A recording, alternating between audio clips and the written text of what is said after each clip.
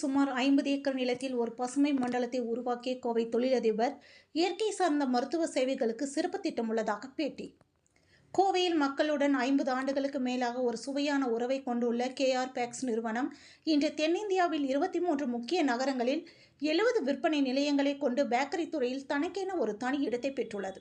கோவை தனது அடித்தளமாக கொண்டுள்ள இந்த நிறுவனம் தன்னுடைய வளர்ச்சிக்கு பக்கபலமாக இருந்த இந்த மாவட்டத்திற்கும் அதன் சுற்றுச்சூழலுக்கும் கைமாறு செய்யும் வகையில் சுமார் 50 ஏக்கரில் ஒரு பசுமை மண்டலத்தை உருவாக்கியுள்ளது. என்றும் பரபரப்பாக உள்ள கோவை மாவட்டத்தின் நவக்கரை பகுதியில் ஆயிரக்கணக்கான மரங்கள், பறவைகள் செழிக்கவும் மாசடைந்த காற்றை தன்னுள் கொண்டு சுத்திகரித்து சுத்தமான காற்றை வழங்கும் ஒரு பெரும் மண்டலமாக உள்ளது கேஆர் தோட்டம். பறவைகள் மற்றும் பல்வேறு உயிரினங்களுக்கான ஒரு பெரிய பசுமையான சரணாலயத்தை உருவாக்கும் ஒரே நோக்கத்துடன் 2012ஆம் ஆண்டில் கோயம்புத்தூர் மாவட்டத்தில் உள்ள நவக்கரை கிராமத்தில் 50 ஏக்கர் நிலத்தை நாங்கள் வாங்கினோம்.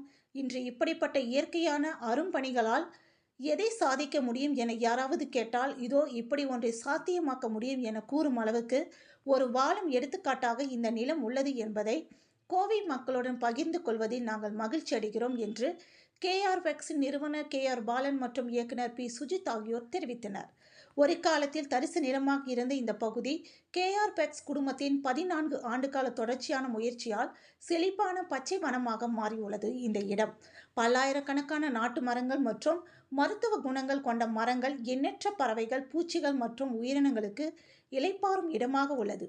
கேஆர் பேக்ஸின் இயக்குனர் பி சுஜித் பேசுகையில், நாங்கள் இந்த நிலத்தை வாங்கிய போது இந்த வளாகத்தில் ஏற்கனவே ஒரு பெரிய ஆலமரமும் சுமார் 10 தென்னை மரங்களும் இருந்தது. எங்களுக்கு கிடைத்த பாக்கியம். இன்று நாங்கள் இங்கே 50,000 மரங்களை நட்டுள்ளோம் என கூறினார். இது நிலத்துடன் இவர்களுக்குள்ள ஆன்மீக தொடர்பை அடையாளப்படுத்தும் விதமாக இந்த பசுமையான சோலைக்கு மத்தியில் ஒரு சிறிய கோவிலும் உள்ளது. கேஆர் பேக்ஸ் நிர்வாக இந்த பண்ணையை பொதுமக்களுக்கு வந்து ரசித்து பயன்பெற பொது வருகைக்கு இதை திறக்க திட்டமிட்டுள்ளது. அதற்கான நடவடிக்கைகளை எடுத்து வருகிறது. விரைவில் இது அனைவரும் அனுபவிக்கக்கூடிய ஒரு பசுமை புகலிடமாக மாறும் என தெரிவித்தார் என்பது குறிப்பிடத்தக்கது. என்னோட பேர் சுஜித், கேஆர் பேக்ஸில் டைரக்டர் இருக்கேன்.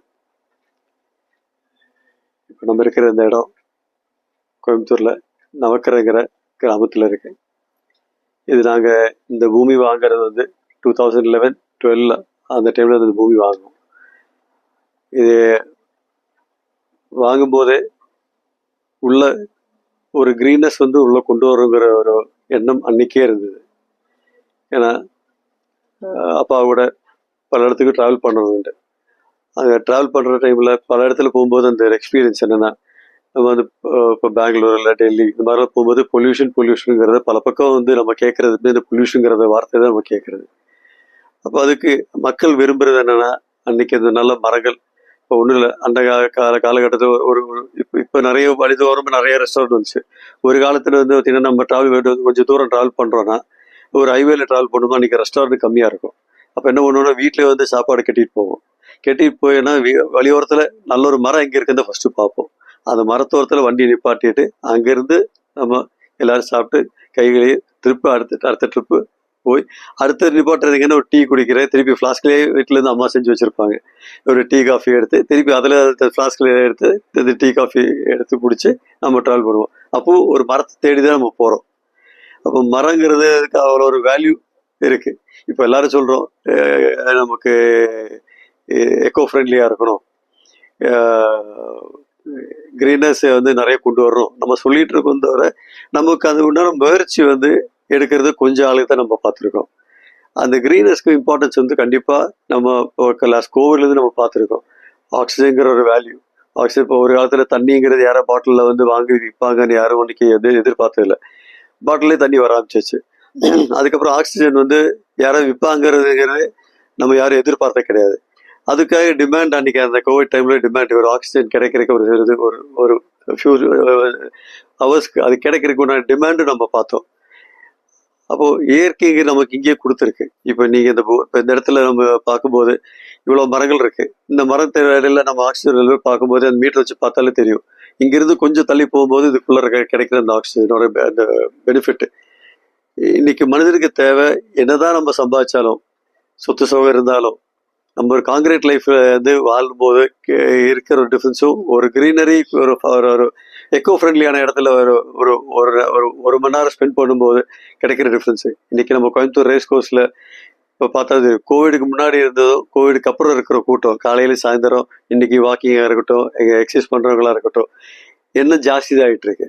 இப்போதான் மக்களுக்கும் அந்த வேற ஸ்கூல்லையும் பள்ளிக்கூடத்துலையும் இன்னைக்கு சொல்லி கொடுக்குறாங்க. இன்னைக்கு வந்து கிரீனஸ்க்கு என்ன இம்பார்ட்டன்ஸ் இருக்குது. ஆனால் நாங்கள் இது வந்து இந்த கோவிடு வரதுக்கு முன்னாடி ஒரு 14 இயர்ஸ் முன்னாடி வந்து இதோட இம்பார்ட்டன்ஸை புரிஞ்சு நாங்கள் வாங்கின இடத்துல ஒரு சென்ட் பூமி விடாமல் முழு பூமியும் வந்து மரம் நட்டு நாங்கள் வளர்த்திருக்கோம். அது மரங்கள் பார்த்தீங்கன்னா இதில் வந்து நாளைக்கு ஒரு வுட்டை கட் பண்ணிட்டு நாளைக்கு இதில் அடுத்த ஜென்ரேஷனில் செகண்ட் ஜென்ரேஷன் தேர்ட் ஜென்ரேஷன் வந்து எடுத்து ஒரு பண்ணுற மாதிரி நாங்கள் இதில் பண்ணலை. ஏன் பண்ணலன்னா இந்த பூமி வந்து எங்களை பொறுத்த வரைக்கும் இது என்றைக்குமே இந்த ஒரு க்ரீன்னஸாக ஒரு எக்கோ ஃப்ரெண்ட்லியாக இருக்கணுன்ற ஒரு எண்ணத்தினால நாங்கள் அந்த மாதிரி பண்ணியிருக்கோம். இல்லைன்னா என்ன ஆகுனா நிறைய நான் பார்த்துருக்கேன். என்னென்னா நம்ம நாளைக்கு உட் பர்பஸ்க்காக நாளைக்கு கட்டிங் பண்ணிட்டு போகிற மாதிரி இருக்கிற மரங்கள் நட்டுட்டு அது ஒரு காலத்தில் என்ன திருப்பி இது மொட்டையாக மாறிடும். அந்த மொட்டையாக மாறாமல் என்றைக்குமே அந்த க்ரீன்னஸாக இருக்கிறதுக்காக தான் இந்த மரங்களில் வந்து நாங்கள் நட்டுருக்கோம். அதில் பார்த்தீங்கன்னா மருத்துவ குணம் இருக்கிற மாதிரி இருக்கிற மரங்கள் எப்படின்னா அதோட தோலோ பூவோ காயோ வேரோ இலையோ ஏதோ ஒரு வகையில் இது ஒரு மருத்துவ குணம் இருக்கிற மரங்கள். அதனால என்ன இந்த இடத்துல வந்து நீங்கள் எவ்வளோ நேரம் ஸ்பெண்ட் பண்ணாலும் உங்களுக்கு அந்த ஒரு எனர்ஜியோட உங்களுக்கு அவ்வளோ நேரம் இதில் ஸ்பெண்ட் பண்ணி உட்காரலாம். Right, thank you.